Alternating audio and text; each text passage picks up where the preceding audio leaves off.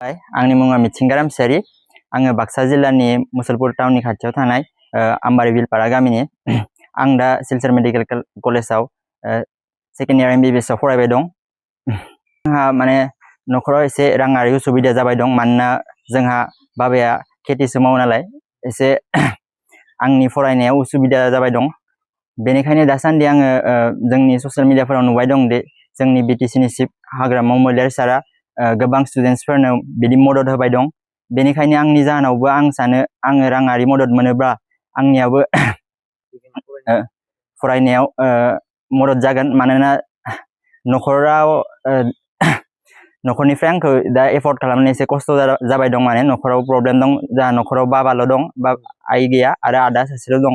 बिसोरो बिदिनो खेथि मावनानै आंखौ मदद खालामबाय दं आरो दा खिन्थु जिहेतु एसे खस्थ' जाबाय दं न'निफ्राय हरनो थाखाय, बेनिखायनो आङो सारखौ आंनि साइडनिफ्राय खावलायहरनो सानो आरो एसे आंखौबो मदद खालाम जाहाथे। आंनि मुङा गितारानि ब्रह्म। आंनि देहायाव दा ओरैबायदि, आंना हौवायानो ओरैनो बेमारिखा आरो आंनि देहायाव ओरैबायदि दा गिथावना बेमार जादों। आं दा बेखौ सिकित्साबो खालामबाय थादों, खालामबाबो हामाखै। नलबारियावबो थांबाय, नलबारि मेडिकेल कलेजावबो थांबाय, बेयावबो आखाइ थिखांबाय, आरो जिमसि मेडिकेल कलेजावबो थांबाय, बेयावबो आखाइ थिखांबाय। आं दा राहायानो गोमाबाय। आं ओरैनो दा आंनियाव मा जादों हमनो हायाखै, आखाइयाव एसे गिदिर बेमार सोमजिदों, दा हमनो हायाखै। दा डक्टरफोरा नायबा 2 लाखसो नांगोन होननानै बुंदों। आं दा राहायानो गोमाबाय।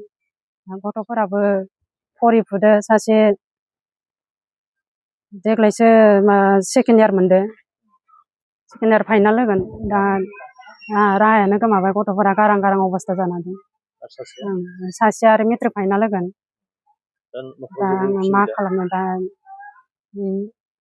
बेनि थाखाय आं सरकारनिसिम एसे अनसुंथाइ मोनोबा हाग्रामा सारनिसिम आं खावलायहरनाय जाबाय। आंनि बुंनांगौआ गारनायनि थाखाय आङो हाग्रामा सारनिसिम अनसुंथाइ मोननो लुगैयो, खावलायहरनाय जाबाय। जिल्लानि मुङा जाबाय बाक्सा डिस्ट्रिक्ट आरो गामिया जाबाय सिरिसबारि, थाना बरबरि। दा आङो बिराद हालाय हाफाय जाना दङ। ओरैनोथ' बहुद सिकित्सा खालामबाय आं, सिकित्सा खालामै लिभारनि डग होनानै बहुद बिदिनो फैसा थाखा थांबाय। बिदिनो बहुद माबा जिनासि बायदिसिना मेडिकेलाव नायबाय, इउनाइटेडआव नायबाय, अनेक रोखोमनि डक्टर गोदोर गोदोरजों नायबाय आङो। दिनैसिमहालागै फोरमान मोनाखै। आरो जि बिमानि हा राननाय मोननाय एसेल' 3 बिगा हा दंमोन, बेखौबो फानजोबनाय जाबाय।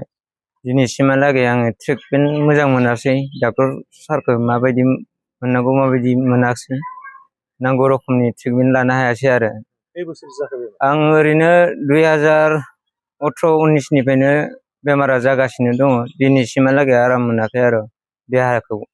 डक्टरफोराथ' बुंबाय थायो नोंहा लिभार जादो, दै जमा जायो, बिनिथ' बिराद ट्रिटमेन्ट लाबाय, खिन्थु आं दिनैसिमहालागै मोजां देहा मोननो हायाखै आरो। देहाखौ लोरबां मोनबाय थायो दाबो, मावनो दांनो जानो हाया। नै आंनि मिसेस, बे मिसेसआ बिराद खस्थ' खालामो, हाजिरा थाजिरा मावनानै आंखौ जाहोबाय थायो आरो। ओरैनो न'खराव आइ दङ, ओमफ्राय फिसाजो 2 दङ, ओमफ्राय नै जों मिसेस दं, आं दं। फरायगासिनो दं फिसाजोफोराबो। आंथ' दा जोंनि BTC नि गाहाय हाग्रामा सारखौ आंनि देहा न'खरखौ नायफिननो थाखाय अनसुंथाइ मोननो थाखाय बेमार आजारनि आङो लुबैदों। बिथाङा जाहाथे आंनि बे गोरिब न'खरखौ अनसायनानै, हा हु गैला नालाय, जिहेतु मावना दांना जानो हाला नालाय, बेखायनो आङो जोंनि BTC नि चिफ मानगोनां हाग्रामा सारखौ गोसो गोरबोनिफ्राय अनसुंथाइ मोनगोन होननानै बेमार नायनो थाखाय मिजिं थिबाय आरो, जाहाथे सारा आंखौ अनसायहरो। आङो बाक्सा जिल्लानि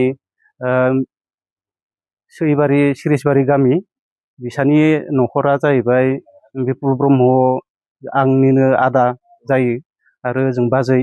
बिसा गोबां अलखदाव गोलैनानै दोङो, बेमार जानानै दोङो, खानैबो खासे आरो आथिङाव आखायाव गाराय जानानै दङ गोदोरथार नायनो हागोन बेखौ नै आदायाथ' आरो 2018निफ्रायनो एखेबारे बेमाराव गोलैनानै दङ दै जमाबो जादों होननानै बुंदों गारदोबो आरो बहुद सिकित्सा खालामबाय गोबां डाक्टरनियाव लांबाय नायबाय दासिमबो मोजाङाव फैयाखै बेहा बेस्रा हा बिगाथाम दङमोन बेखौबो फाननानै नायदोंमोन नाथाय मोजां जायाखै उपाय गैया बे देहाखौ लानानै बिसा खामानि दामानि हाजिरा मावनानै न'खरखौ सालायलाङो सानै गथ' दङ उन्दै फरायगासिनो थानाय बिसोरखौ नायनांगौ जायो आरो आगोलनिफ्रायनो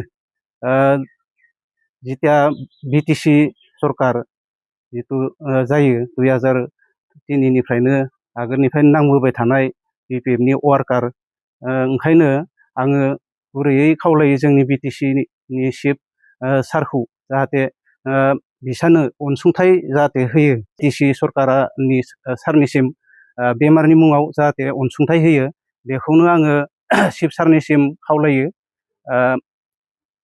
जेब्ला अनसुंथाइ होगोन अब्लानिया बेमार नायनायाव एसे सहाय मोनगोन सानै गथ'नि फरायनाय बे फरायनायाबो मोजाङानो फरायनाया जोबोर मोजां खस्थ' मस्थ' हाजिरा खामला मावनानै फरायगासिनो थायो बेस्रा उपाय गैया जादों बेनि थाखायनो गथ'फोराबो स्कुल गैयै खालि हाजिरा खामला मावनानै बिदिनो थाइसे थाइनै बुथुमो उपाय गैया ओंखायनो चिफ सारनिसिम आं गुरै खावलायो जाहाथे बिसानि न'खरनो अनसुंथाइ होयो बेखौनो आङो चिफ सारनिसिम गुरै खावलायनाय जाबाय चिफ सारनिसिम गुरै खावलायनाय जाबाय